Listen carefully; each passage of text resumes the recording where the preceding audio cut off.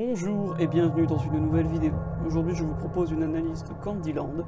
Nous devrions d'ailleurs avoir bientôt, au moment où j'écris, une bande-annonce qui suivra donc cette vidéo et qui risque aussi de la rendre caduque. Ou pas.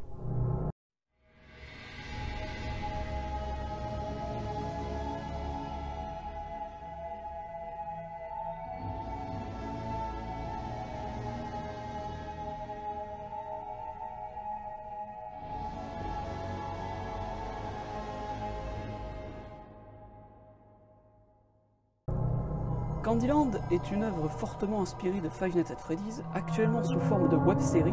Il semble que la licence se dirige sur un format plus type jeu vidéo. Nous avons jusqu'à aujourd'hui des médias pour théoriser une éventuelle timeline et du lore. Je vais d'abord vous diffuser les éléments en VOSTFR.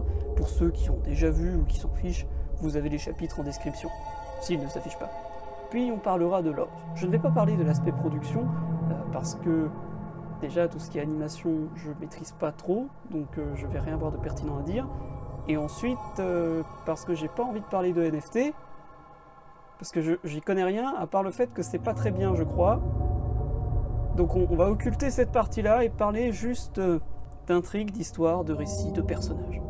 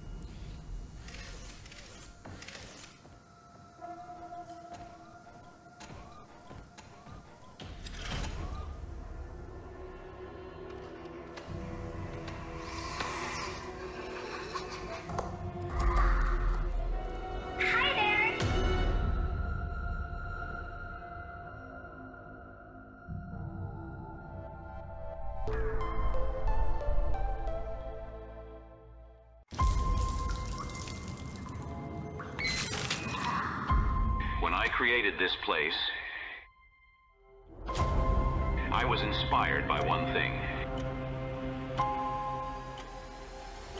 Joy.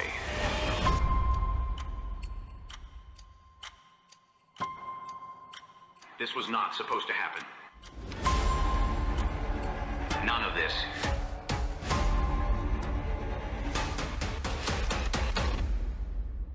But they wouldn't do as they were told.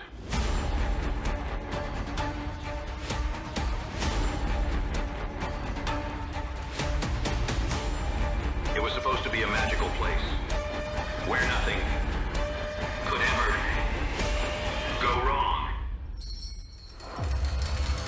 But as my brother once said, anything can be fixed with a little smile.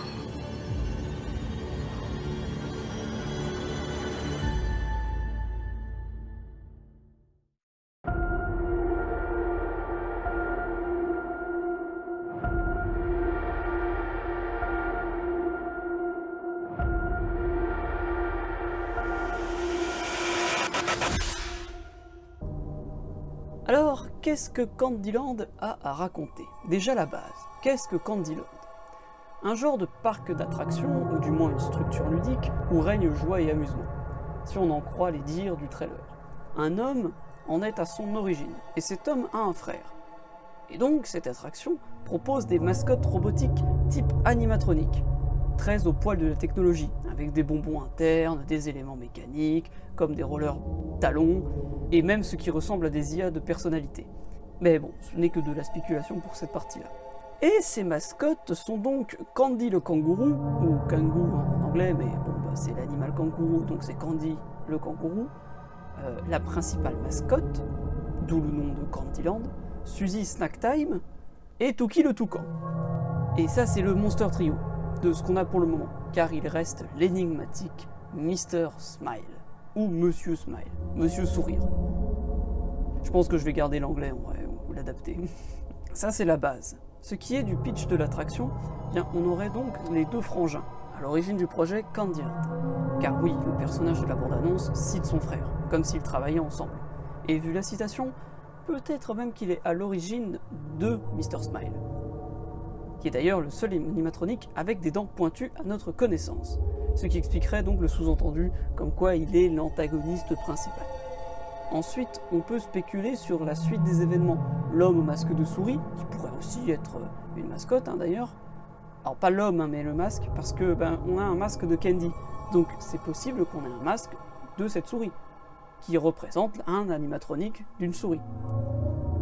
Je pensais à Mr. Smile à la base, à cause du nez rouge, mais il a pas d'oreille, donc c'est pas possible. Cet homme qui vient donc corrompre les animatroniques. Il commence avec Candy, comme on le voit dans le récit, et semble faire de même avec Suzy. Tookie est le seul qui a l'air non corrompu pour le moment. Suzy, comme on le voit, avec la possession de la peluche, aurait tué la petite fille. C'est bien sous-entendu, et je pense que c'est bien le cas. Il est possible que cet individu soit le frère du personnage qui nous parle, et donc cofondateur de l'entreprise. Un peu comme Henry et William, sauf que là ce seraient des vrais frères, quoi. Enfin, ce mystérieux personnage masqué qui se masquerait pour cacher son identité mettrait feu au local.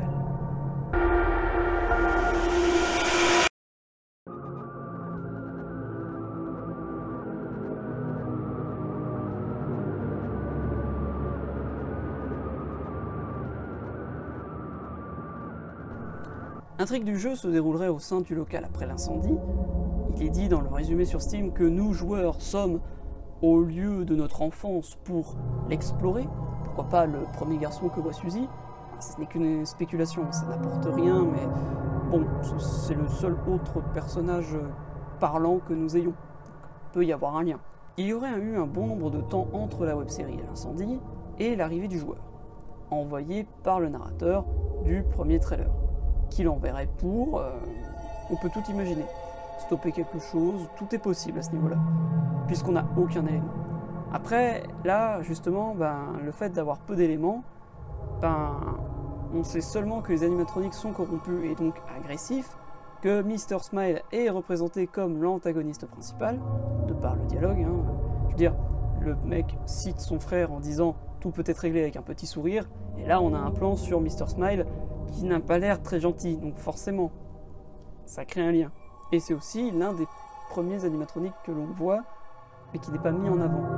Dans la web-série, c'est le seul qui est mis de côté, qu'on voit hein, derrière celui-ci, mais qui est mis de côté. Donc Mr. Smile serait l'antagoniste principal. Probablement que nous aurons plus d'informations bientôt, hein. Dans tous les cas, voici ma vision de la timeline et du lore actuellement.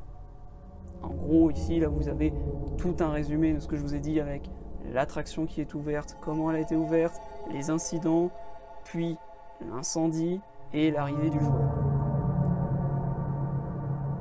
J'espère que cette analyse vous aura plu. Je vous dis à très bientôt pour revenir sur Candyland. Et aussi sur d'autres franchises.